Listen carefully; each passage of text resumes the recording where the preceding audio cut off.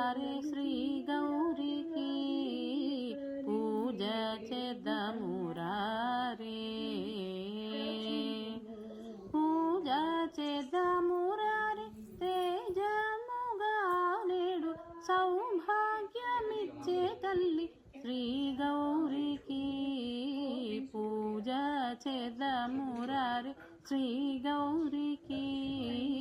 పూజ చేద్దాము రారే అందమైన అన్ని పండ్లు కదలి మామిడి ఫలములు సరసన ఖర్జూర ఫలము